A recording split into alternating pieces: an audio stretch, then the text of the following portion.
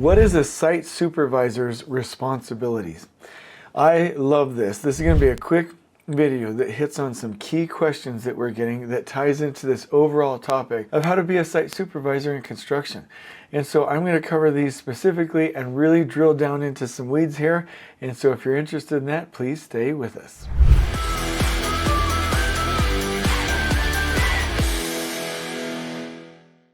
Okay, I just love this topic. There are so many questions that are coming my way about how to be a supervisor in construction, and that's good because that means that our workers or lead persons or foremen that want to take the next step, and we need you, we want you. And so I want you to know everything that we do at Elevate Lean Belt Lean Tact is designed to make sure that you get what you need. So this video is one of those things. So I'm going to answer 5 questions that I think you're going to love. Let's do this. Number 1, what daily reports or logs will I be responsible for as a site supervisor? I love that question. That means we got some super intelligent people out there. Obviously, you're going to be doing your daily reports. And so on the project site, that is going to note weather, existing conditions, impacts, delays, any massive problems for the site, general progress. A lot of times nowadays, that can be helped with technology and especially with AI. So you don't have to worry about becoming an author, but you do have to be accurate and attentive. And one of the things that I would recommend is taking lots and lots of pictures as you go. I think that that's pretty easy nowadays, and it's definitely a habit that we must maintain to keep a historical record of the project. The second one, there's a couple of really neat logs that I want you to maintain. Some of them aren't daily, but let me mention this. Your trade partner preparation or quality, or what some people call their 6-step process log, keeping track of your buyout, your pre-mobilization meeting, pre-construction meeting, first in place inspection, follow-up inspection, and final inspections, that can be tracked on a log or should be tracked on a log or on the schedule to know that we're keeping up with it. Another one, which the team, you might be a part of it, you might not, but the submittal register or the submittal log, I call it a procurement log, that we are tracking the materials to the project site and managing the supply chains. That's a big one.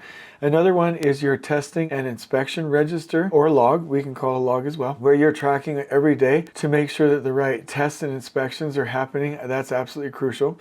Another one is the risk and opportunity register or log, where you literally track the biggest risks and opportunities on the project site, and at least weekly, but maybe sometimes daily, especially if it's on a smaller project, you dig down and make sure that you are preventing risks or mitigating risks and you are realizing opportunities. And so those are some of the main logs that you'll be responsible for in addition to your daily reports. There are other habits like studying the drawings, like updating your production plan or your schedule, doing field walks, and making sure that you're tracking progress on site. One thing that I would say, probably the most important thing though, is your roadblock tracker or your roadblock log to identify problems and solve them in a very fast pace. These are some of the things that you will interface with as a supervisor on the project site.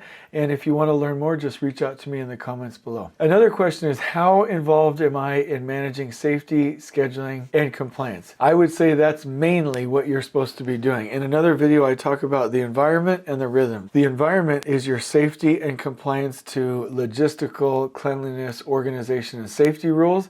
And being in your schedule means that you're keeping everybody on rhythm. So that's most of your job. What happens if I miss a report or fail to document a hazard, right? Like let's say that you are doing weekly safety walks, or you are actually documenting safety observations or quality observations. If you miss 1 or 2 for a good reason, it's not a big deal. Probably shouldn't be missing the daily reports though, and you probably shouldn't spend a day without tracking your roadblocks. When it comes to safety, that's the first always priority core value topic on the project site. So I would route all of your efforts there, and I wouldn't expect you to miss something from safety compliance or reporting. But if you do, and literally you're doing your best, just ask your team for help, and it's probably not a huge deal. Another question, how much stakeholder management or involvement will there be? Depends on the project, but yes, you should be ready to talk to your client and the users around the project site and be able to provide a friendly, collaborative face for the company. And then the last question is, what systems or templates should I use to stay on top of my responsibilities continually? Well, actually, I can help you with that. In the book, Elevating Construction Superintendents and Elevating Construction Senior Superintendents, I have the minimum base requirements of the things that you should track. And there's a book called Elevating Pre-Construction Planning, where I talk about the bare minimum administrative systems that you must stay on top of to be successful. If you check out those books, you'll have a pattern and a checklist that you can follow every single day. Bottom line is, reach out to me for help. If you need something, we'll make it for you. It's not a big deal. So in the comments below, reach out to me. I hope you like the video and subscribe to the channel. On we go.